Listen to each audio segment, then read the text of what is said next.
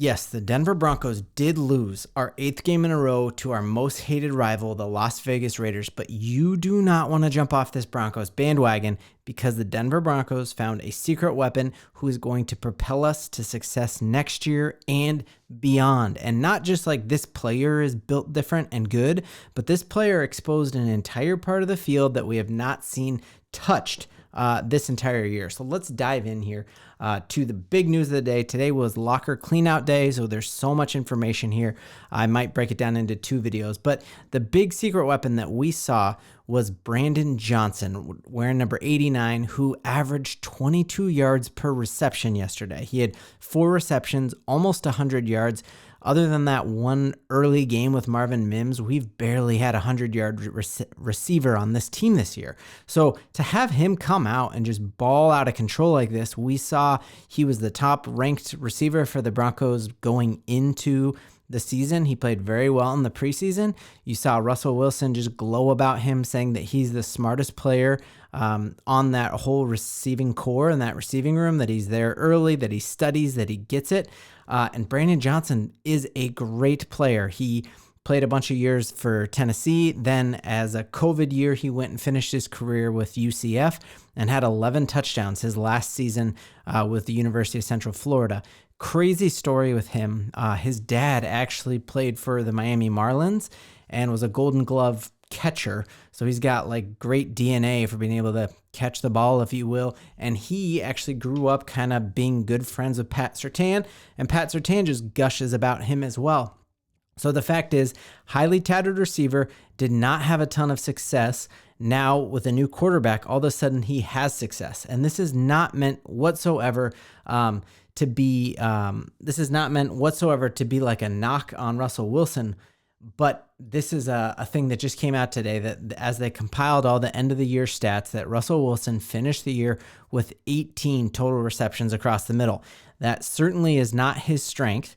His strength is not a timing strength. It's let the play break down and he will find someone. Now, if you think about what type of receiver does well in that, it is a DK Metcalf, a Cortland Sutton guy who, when he scrambles, figures out how to go get themselves open. It's not necessarily a pure route runner.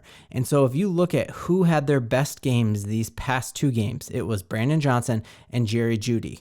Jerry Jeudy just went off, and we saw why the Broncos hadn't traded him at the deadline, because when he knows where he's going and has a chance to plan his footwork, no one in the NFL, even Pat Surtain, can hang with him running routes. But when the play breaks down, he is not the type of guy who can then go get open.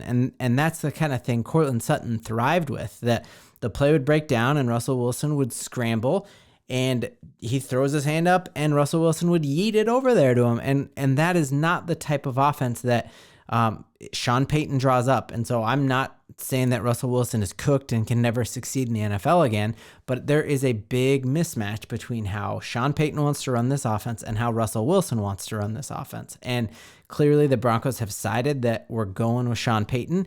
And so then this is why you need to be excited, is that we now saw Stidham in just 2 games had 10 completions across the middle, a bunch of them to Brandon Johnson. And so I just think an entire section of our playbook is going to be open now that the middle of the field is open. So very interesting there. The other thing I wanted to just talk about quickly here is there seems to be a narrative that the hope is lost. We might as well just like concede next year, right? Because we have no chance of making the playoffs again. It's going to be 9 years till we're in the playoffs again. And I just want to push back on this. Like, I love Kisla, been reading him forever, but Kiz, I think you're really, really off on here. I think the Denver Broncos are on the right track. And I think it is the first time in a long time that we should be excited in this offseason. And I have a whole video breaking down why, but I just think all you got to do is look at the Los Angeles Rams and their situation. And you see what happens when you have an owner who's committed to winning. The same owner for the Los Angeles Rams owns the Denver Nuggets, the Kroenke family, right? And they made it happen. And I feel just as strongly that Walton Penner Group with Condoleezza Rice and the Walmart family together are going to be smart enough to get us through this. And so you look, the Rams had almost as much dead cap as we're going to have with the Russell Wilson situation. They also had just dumb aging things that couldn't go on anymore. They gave away all the picks. They gave us a bunch of picks for Von Miller, yet they show up at camp with 36 rookies. And now they're playing against the Detroit Lions this week, and their future wasn't over. So if you have the right coach, and that is the question we all have here in Broncos country, is Sean Payton the right guy? And I think he is. Until he proves to me that he's not, I think he is. And I think it behooves all of us to root for that and to want that. Like, don't we want him to be the man? We saw us go from 5 wins last year to 8 wins this year. We saw Russell Wilson look like a different quarterback when you have a competent coach like we had in Sean Payton. Other big things is that when you have a cash-rich owner, you can do things that kind of help you with the salary cap. So one of the little things that you can do is you can re-sign players and front load a bunch of their money as signing bonuses, and that doesn't count against the cap. And so if you have a cash-rich owner like we do, we have the most cash-rich owner in the entire NFL, we can do some things that actually make that dead cap hit not nearly as hurtful as it seems. And the other thing is, all the people who are saying Russ isn't done, let's hope he's not. Let's hope that you haven't been drinking Kool-Aid and I haven't been drinking Kool-Aid. I have 3 Russell Wilson jerseys just on the floor above me. I'm in the basement right now. But let's hope that he's not cooked and that another team offers him some money, because if they do, we are able to count that salary as an offset for, so if he gets signed pretty nicely to a nice deal because a team hasn't given up on him, then it's not as big of a cap hit. So that all remains to be seen as well. Other big thing that I had to just bring up in this video is there's a narrative going around that the 5-game win streak was total luck, and that the only reason we got as far as we did was we were extremely lucky with injuries. I've seen so many doubters say, well, yeah, the Broncos had the same starting line the whole season except for the last game. Next year, when they have a little injury problem, they're going to be out for the season, and they suck. A lot of James Marilat's been saying that on 104.3 The Fan. Here's the deal. We have been fairly lucky with injuries once the season started, but our offseason was horrible for injuries. Tim Patrick could have completely changed this offense. I think if Tim Patrick was healthy, I could still see Russell Wilson being the Broncos quarterback. I think it would have just changed a lot of things. If you have Tim Patrick and Courtland Sutton and Jerry Jeudy, Tim Patrick could have kind of filled in and helped for the lack of a tight end. So that's one. Number 2 would be Greg Dulcich. We now have 2 starting players in Dulcich and Tim Patrick who were starting guaranteed. 2 of our 11 dudes on offense never even suited up once for the Broncos this year. I guess Dulcich suited up twice, but never finished a game. So I think those are huge. And then you look, Caden Stearns, we had all the safety stuff with Kareem Jackson, with PJ Locke injury.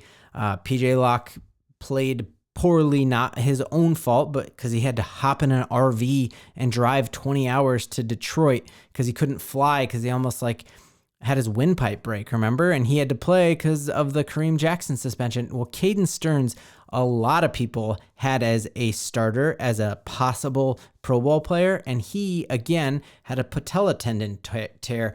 And then we saw we have a lot of contract issues this year with Josie Jewell. Are we going to re-sign him? What are we going to do? Jonas Griffith was supposed to be an amazing cover linebacker, and so he's coming back next year. So I think, Kizla, your point, we have no cap and no hope. Man, we're getting Tim Patrick back. We're getting Greg Dulcich back. A huge report today from him that the injuries were definitely not related.